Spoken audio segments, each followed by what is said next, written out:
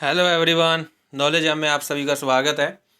इस वीडियो के अंदर हम जो हमारा बिजनेस लॉ के अंदर टॉपिक चल रहा था, कॉन्ट्रैक्ट ऑफ एजेंसी का ये टॉपिक चल रहा था।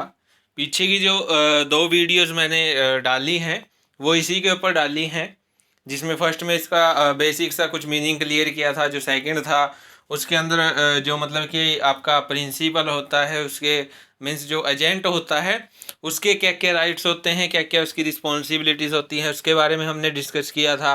तो आज की ये वीडियो ये कॉन्ट्रैक्ट ऑफ एजेंसी की लास्ट वीडियो है। आज ये टॉपिक इस वीडियो में ख़त्म हो जाएगा, तो इसे शुरू करते हैं। जिसमें कि फर्स्ट आपका टॉपिक आता है राइट ऑफ द प्रिंसिपल, कि जो आपका नियोक्ता होता है, जो एजेंट को अपॉइंट करता है। प्रिंसिपल कौन होता है? जो एजेंट को क्या करता है? अपॉइंट करता है। किसके लिए? उसको रिप्रेजेंट करने के लिए। उस जो आपका प्रिंसिपल है खुद को रिप्रेजेंट करने के लिए वो किसको अपॉइंट करता है? एजेंट को अपॉइंट करता है। एक एजेंसी के साथ क्या कर देता है? कॉन्ट्रैक्ट करता है। तो जो प्रिंसिपल होता है उसके क्या क्या राइट होते हैं? फर्स्ट पॉइंट आता है to conduct the business according to the directions, कि जो प्रिंसिपल होता है उसको ये राइट होता है कि जो भी मतलब कि वो बिजनेस जिसको वो रन कर रहा है, जो भी उसकी ऑर्गेनाइजेशन है, फर्म है जिसमें वो काम कर रहा है, वो उसको क्या है? डायरेक्शन के अकॉर्डिंग चलाए। मीन्स उससे ऊपर जो भी मैनेजर होगा उसका, या उससे ऊपर जो भी ओनर होगा बिजनेस का, ठीक है, वो क्या करे? जो भी ऑर्डर आए उसके अकॉर्डिंग बिजनेस को चलवाए। और जो एजेंट है उसको भी यही ऑर्डर दे जो कि इसको ऊपर से मिले हैं, या वो खुद ओनर है और वो क्या करे? जो एजेंट है उसको अकॉर्डिंग टू डायरेक्शन चलाए। अगर जो आपका एजेंट है वो डायरेक्शन के अकॉर्डिंग काम नहीं करता है, ठीक है, और जो आपका प्रिंसिपल है उसको क्या हो जाता है? लॉस हो जाता है। तो इसके लिए जो पूरा रिस्पॉन्सिबल माना जाएगा वो एजेंट माना जाएगा। यहाँ पे जो आपका प्रिंसिपल है उसको ये राइट हो जाता है कि अगर जो आपका एजेंट है वो आपकी जो ऑर्डर्स हैं, जो प्रिंसिपल के जो ऑर्डर्स हैं, जो उसने डायरेक्शंस दी हैं, उसके अकॉर्डिंग काम नहीं करता है और प्रिंसिपल को लॉस हो जाता है, तो वो खुद को कंपनसेट करवा सकता है। उसके बाद सेकंड पॉइंट आता है to recover compensation due to the negligence and misconduct. Means मान लीजिए कि अगर जो आपका एजेंट है जिसको आपने अपॉइंट किया है, अगर उसकी लापरवाही के कारण या उसके दुराचरण मीन्स मिसकंडक्ट के कारण क्या हो जाता है? लॉस हो जाता है। किसको? प्रिंसिपल को। तो यहाँ पे जो प्रिंसिपल है उसको ये राइट होता है कि जो भी उसको एजेंट की लापरवाही से क्या हुआ है? लॉस हुआ है, तो वो उसको कंपनसेट कर सकता है, उसकी क्षतिपूर्ति प्राप्त कर सकता है। उसके बाद थर्ड पॉइंट आता है टू गेट प्रॉपर अकाउंट, उचित लेखा प्राप्त करना, कि जो आपका एजेंट होता है उसके द्वारा जो भी अकाउंट्स उसने क्रिएट किए हैं, जो भी लेखा जोखा उसने किया है, जो भी उसने अकाउंट्स को मेंटेन किया है, ये प्रिंसिपल को राइट होता है कि वो एजेंट से कभी भी उन अकाउंट्स की डिटेल मांग सकता है, कभी भी उन अकाउंट को चेक कर सकता है, उनसे रिलेटेड जो भी इंफॉर्मेशन है वो एजेंट से मांग सकता है। उसके बाद फोर्थ पॉइंट आता है to give instruction in case of the difficulties, कि अगर जो आपका एजेंट है, प्रिंसिपल का अगर एजेंट है, अगर उसके ऊपर कोई डिफिकल्टीज आ जाती हैं, वो किसी कठिनाई में फंस जाता है, कोई प्रॉब्लम उसको आ जाती है, तो वो अगर हेल्प के लिए किसके पास आता है? प्रिंसिपल के लिए, प्रिंसिपल के पास आता है। तो यहाँ पे जो आपका प्रिंसिपल है उसको ये राइट होता है, उसकी ड्यूटी भी बनती है कि जो आपका एजेंट है उसको वो क्या दे? प्रॉपर इंस्ट्रक्शंस दे। किसमें? डिफिकल्टीज में। जिस डिफिकल्टी में वो फंसा है उसके अकॉर्डिंग उसको क्या दे? डायरेक्शंस दे, उसको उसका मार्गदर्शन करे, उसको इंस्ट्रक्शन दे ताकि वो उस कठिनाई से बाहर निकल सके। उसके बाद फिफ्थ पॉइंट आता है to deal by the agent on his own account, कि अगर जो आपका एजेंट है वो क्या करता है? वो प्रिंसिपल के नाम से कोई भी कॉन्ट्रैक्ट ना करके वो अपने आप को ही आगे रख देता है कि मैं करूँगा कॉन्ट्रैक्ट, वो क्या करता है, अपने नाम से ही किसी थर्ड पार्टी के साथ क्या कर लेता है, कॉन्ट्रैक्ट कर लेता है।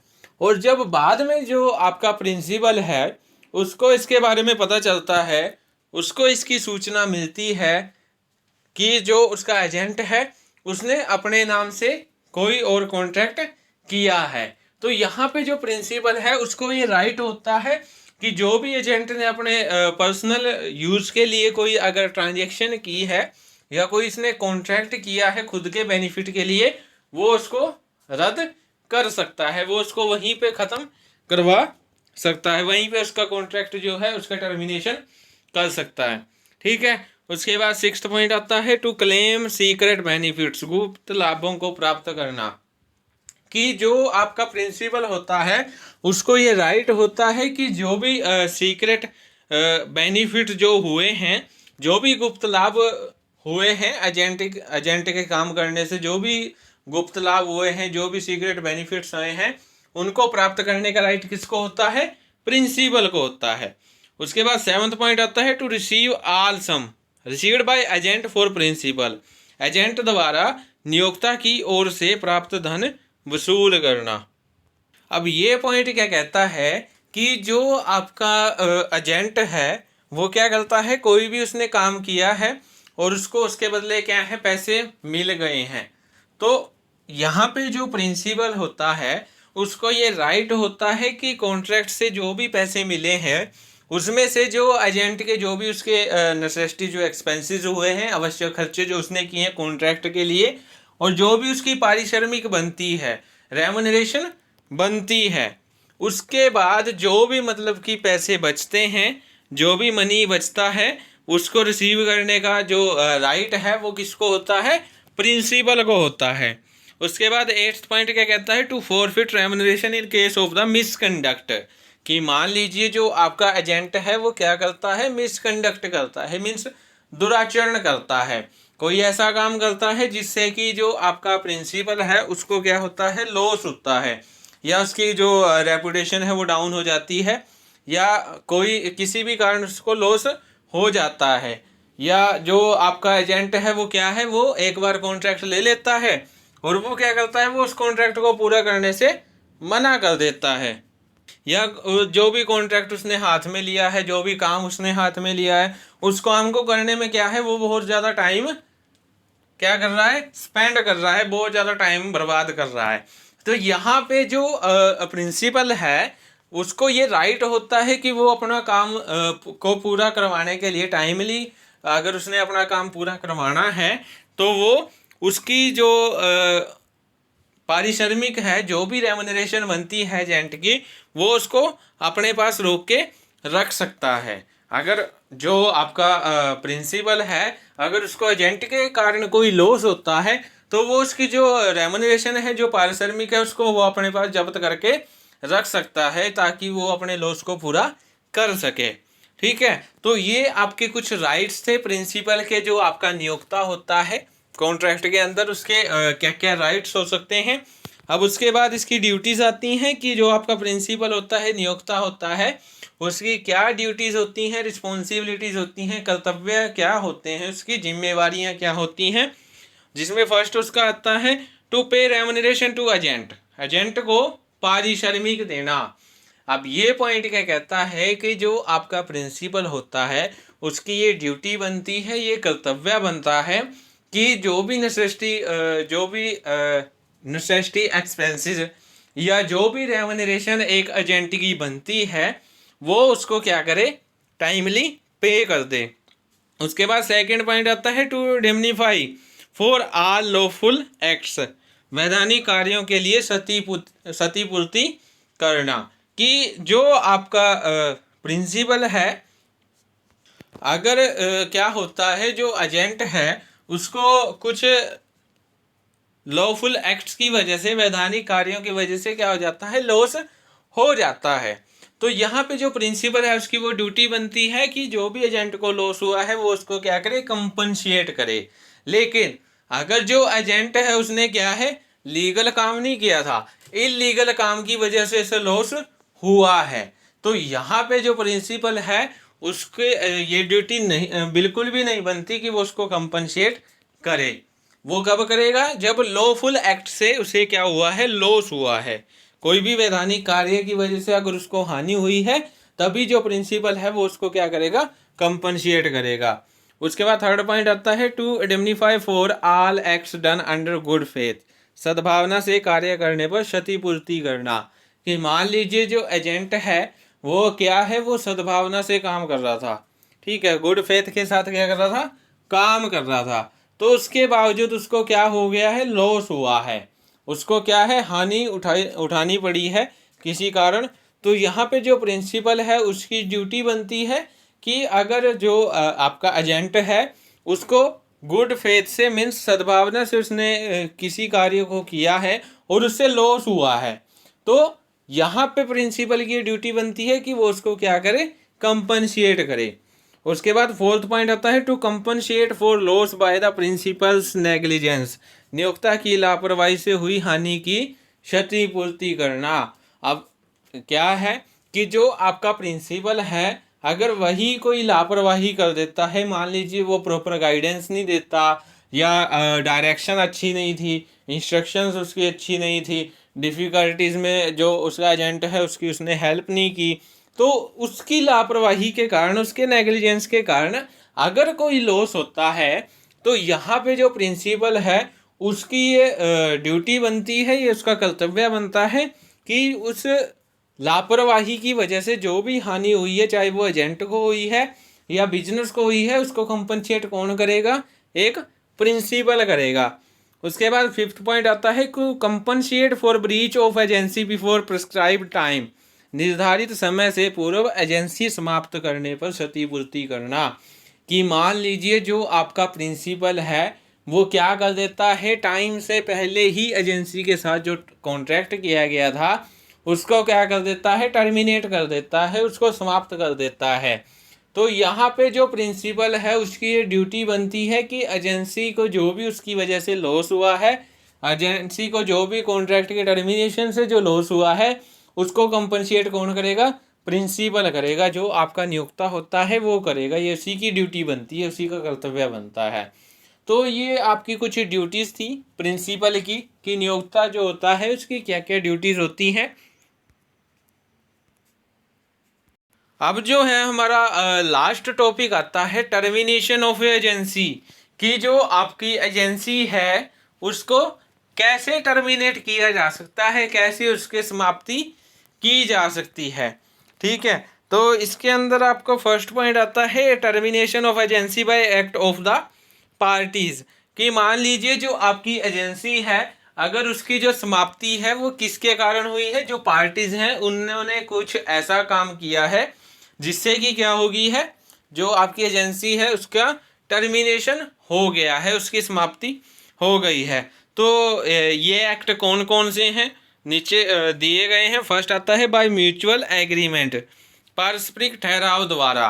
कि अगर जो आपका एजेंट है और जो प्रिंसिपल है वो क्या करते हैं? आपसी कंसेंट कर लेते हैं, आपस में ही क्या कर लेते हैं? सहमति कर लेते हैं कि क्या करना है। जो आपकी कॉन्ट्रैक्ट हुआ है एजेंसी के बीच में और जो बिजनेस के बीच में जो कॉन्ट्रैक्ट हुआ है उसको क्या कर दें?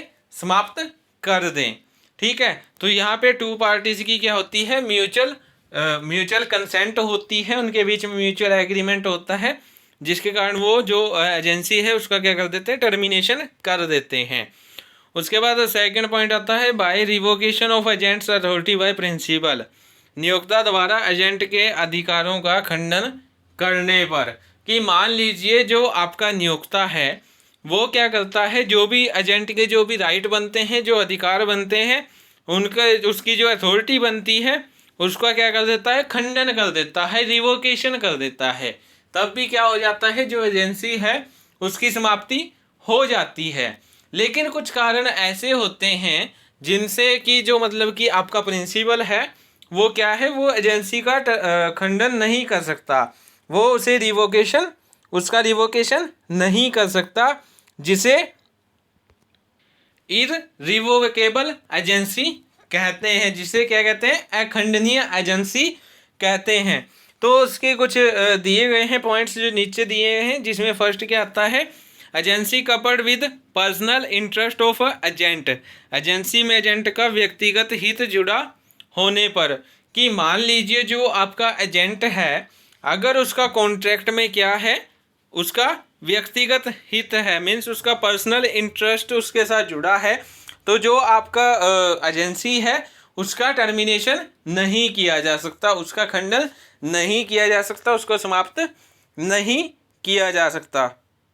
मान लीजिए जैसे ए बी दो पर्सन हैं, उनके बीच में कोई कॉन्ट्रैक्ट होता है और ए जो है वो क्या कहता है, बी को माल खरीदने के लिए कह देता है, ठीक है। और यहाँ पे जो बी है वो उस माल को खरीदने से पहले ही क्या कर देता है, एडवांस में 10,000 रुपये पे कर देता है। तो यहाँ पे जो आपका ए है वो चाहते हुए भी क्या है, कॉन्ट्रैक्ट का जो भी कॉन्ट्रैक्ट हुआ है, जो भी एजेंसी बीच में उसने डाली है, वो उसका खंडन नहीं कर सकता, क्योंकि जो बी है उसने तो अपने 10,000 रुपये अपनी तरफ से दे दिए एडवांस में।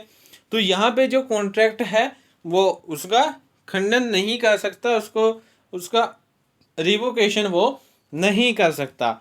उसके बाद बी पॉइंट क्या कहता है, partial use of authority by agent, कि मान लीजिए जो एजेंट है उसने क्या किया है, उसने जो उसकी अथॉरिटी थी, जो भी उसके अधिकार थे, उसका आंशिक प्रयोग कर लिया है, मीन्स पार्शियल यूज उसका कर लिया है। तो इस केस में भी जो आपका प्रिंसिपल होता है वो क्या, जो कॉन्ट्रैक्ट होता है, जो एजेंसी होती है, उसकी टर्मिनेशन नहीं कर सकता, उसकी समाप्ति नहीं कर सकता। मान लीजिए आपके ए बी दो पर्सन हैं, अब ए क्या है, ए बी को क्या देता है, ऑर्डर देता है, आदेश देता है कि वो सी को क्या कर दे, 1,000 रुपये किस्तों इंस्टॉलमेंट के तौर पर 3-4 महीने तक पे करेगा, ठीक है। तो यहाँ पे क्या होता है कि ए क्या है, ए उस कॉन्ट्रैक्ट से मना कर देता है, लेकिन ए के मना करने से पहले ही जो बी है वो सी को 1,000 रुपये दे चुका होता है। इट मीन्स उसने क्या है, जो भी उसे अथॉरिटी दी गई थी 1,000 रुपये देने की, 1,000 रुपये इंस्टॉलमेंट पे करने की, जो भी अथॉरिटी उसे दी गई थी, जो भी जिम्मेवारी उसे दी गई थी, उसने वो उसका पार्शियली यूज कर लिया है।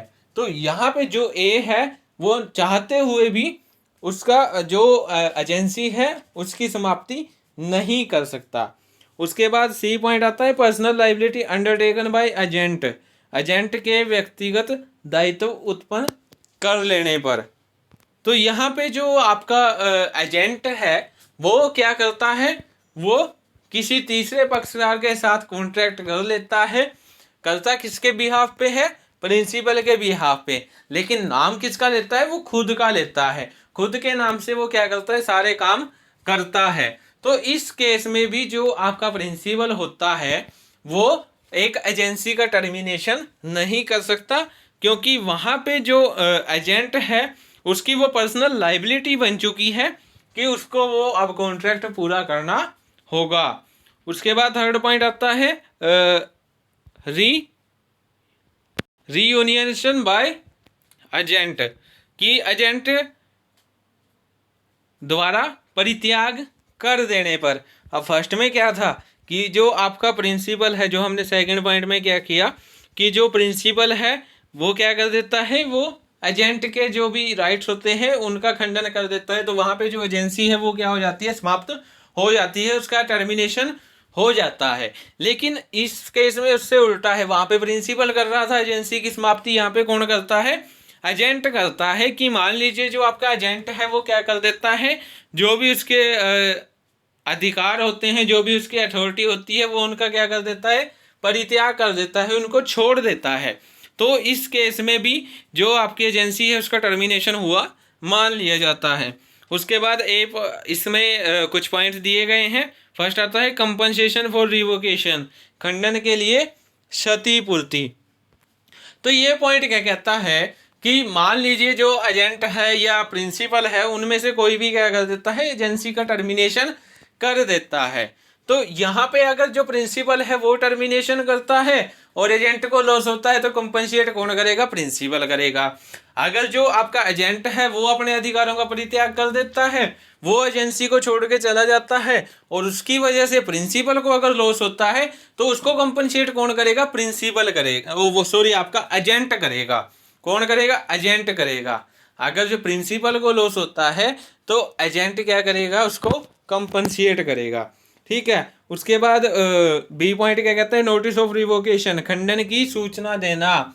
कि ये पॉइंट क्या कहता है कि चाहे जो टर्मिनेशन है, खंडन है, रिवोकेशन है, कोई भी करे, चाहे वो प्रिंसिपल करे या फिर चाहे वो जो आपका एजेंट है वो करे, लेकिन उसकी जो सूचना है वो पहले ही देनी होगी। पहले नोटिस भेजना पड़ेगा कि क्या करना है, हमें जो एजेंसी है उसका टर्मिनेशन करना है। अब उसके बाद बी पॉइंट आपका आता है termination of agency bye operation of law. क्या कर, फर्स्ट में क्या था? फर्स्ट में जो आपकी टू पार्टीज हैं वो आपस में मिलके क्या कर लेती हैं? टर्मिनेशन कर देती हैं ए पार्ट में। अब बी पार्ट में क्या है? जब लॉ के द्वारा उसका टर्मिनेशन किया जाता है, लॉ क्या कर देता है? एजेंसी को समाप्त कर देता है। जिसमें फर्स्ट पॉइंट आता है completion of the business of agency, agency व्यापार पूरा हो जाने पर। मान लीजिए जो एजेंसी है उसने जो भी बिजनेस के साथ कॉन्ट्रैक्ट किया था वो कॉन्ट्रैक्ट अब पूरा हो चुका है। वो जो भी उसने जितने भी साल के लिए कॉन्ट्रैक्ट किया था वो कॉन्ट्रैक्ट क्या है? पूरा हो चुका है। तो इस केस में क्या है? जो टर्मिनेशन है एजेंसी का वो ऑटोमेटिकली हो जाता है बाय लॉ। उसके बाद सेकंड पॉइंट क्या कहता है? On expiry date, expiry fix time period. कि जो भी टाइम पीरियड फिक्स किया गया था, मान लीजिए 4 साल के लिए एजेंसी को हायर किया गया था, 5 साल के लिए एजेंसी को हायर किया गया था, तो इस केस में क्या है? जो आपकी एजेंसी है उसका टर्मिनेशन ऑटोमेटिकली हो जाता है बाय लॉ, उसका टर्मिनेशन हो जाता है क्योंकि जो टाइम पीरियड फिक्स किया गया था वो क्या है? अब एक्सपायरी हो चुका है। उसके बाद थर्ड पॉइंट आता है by death of insanity of agent and principal. यदि जो आपका प्रिंसिपल है या एजेंट है उनमें से किसी एक की या तो डेथ हो जाती है या दोनों में से कोई क्या हो जाता है? पागल हो जाता है, अनसाउंड माइंड का हो जाता है। ठीक है। तब भी जो बाय लॉ है उसके क्या है? एजेंसी का टर्मिनेशन हो चुका होता है, क्योंकि हमने कॉन्ट्रेक्चुअल कैपेसिटी वाला पढ़ा था, उसके अंदर अनसाउंड माइंड आपका कॉन्ट्रैक्ट नहीं कर सकता। ठीक है। तो एजेंसी भी एक तरह का कॉन्ट्रैक्ट होती है। तो यहाँ पे अगर दोनों में से कोई अनसाउंड माइंड का हो जाता है, पागल हो जाता है, तब भी वो क्या है? कॉन्ट्रैक्ट नहीं कर सकते। नेक्स्ट पॉइंट भी सेम है, इंसॉल्वेंसी ऑफ प्रिंसिपल। की नियोक्ता के दिवालिया होने पर हमने क्या पढ़ा था कि कॉन्ट्रेक्चुअल कैपेसिटी किसके अंदर नहीं होती है? जो पर्सन दिवालिया हो चुका होता है, बाय कोर्ट उसे दिवालिया घोषित कर दिया गया है, इंसॉल्वेंट उसे घोषित कर दिया गया है, डिक्लेयर कर दिया गया है। अगर उसे इंसॉल्वेंट डिक्लेयर कर दिया गया है तो उस केस में भी जो एजेंसी है उसका टर्मिनेशन ऑटोमेटिकली हो जाता है। मान लीजिए जो आपका प्रिंसिपल है वो क्या हो चुका है? इंसॉल्वेंट हो चुका है, दिवालिया हो चुका है, वो एजेंट की रेम्यूनरेशन पे करने लायक नहीं बचा है, कोई भी खर्चा करने लायक वो नहीं बचा है, तो उस केस में भी जो बाय लॉ है वो एजेंसी का टर्मिनेशन हो जाता है। उसके बाद फिफ्थ पॉइंट आता है destruction of subject matter of agency. कि मान लीजिए अगर जो आपकी एजेंसी है उससे रिलेटेड जो भी सब्जेक्ट मैटर था, जो भी विषय वस्तु थी, वो क्या हो जाती है? नष्ट हो जाती है, डिस्ट्रक्शन हो जाता है उसका। तो उस केस में भी बाय लॉ के द्वारा जो एजेंसी है उसका टर्मिनेशन कर दिया जाता है। उसके बाद सिक्स्थ पॉइंट आता है प्रिंसिपल बिकमिंग एलियन एनिमी, नियोक्ता के विदेशी शत्रु बन जाने पर। कि मान लीजिए जो आपका प्रिंसिपल है वो क्या है? एक विदेशी शत्रु से है, एलियन एनिमी से है, किसी ऐसी कंट्री से है जिसका किसी उस देश के साथ क्या है? एनिमी मीन्स उसके साथ क्या है? उसका शत्रुता का क्या है? संबंध है। मान लीजिए कोई ऐसा देश है जो उसका क्या है? एनिमी है, दूसरे देश का एनिमी है, तो उस केस में भी बाय लॉ एजेंसी का टर्मिनेशन कर दिया जाता है। प्रिंसिपल किसी और देश का है, एजेंसी किसी और देश की है। ठीक है। और दोनों आपस में क्या है? देश एक दूसरे के एनिमी है, तो उस केस में भी एजेंसी का टर्मिनेशन कर दिया जाता है। उसके बाद 7वां पॉइंट आता है winding up of A company.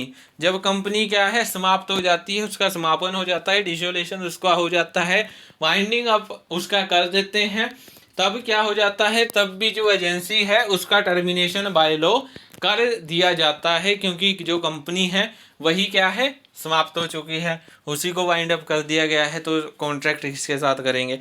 तो आज की जो वीडियो थी इसके अंदर हमने क्या है कॉन्ट्रैक्ट ऑफ एजेंसी जो आपका लेसन जो चल रहा था वो हमने क्या है कंप्लीट कर लिया है। इसके अंदर हमने जो आज की वीडियो है इसके अंदर जो भी आपके प्रिंसिपल है उसके जो राइट्स बनते हैं उनके बारे में हमने डिस्कस किया, और जो भी आपके प्रिंसिपल की जो ड्यूटीज बनती थी उनको हमने डिस्कस किया, और लास्ट जो इम्पोर्टेंट पॉइंट हमने किया वो टर्मिनेशन का किया कि जो एक एजेंसी है उसका टर्मिनेशन कैसे कैसे हो सकता है। तो आज की वीडियो में हम इतना ही करेंगे। Thank you for more videos, please like share and subscribe my YouTube channel.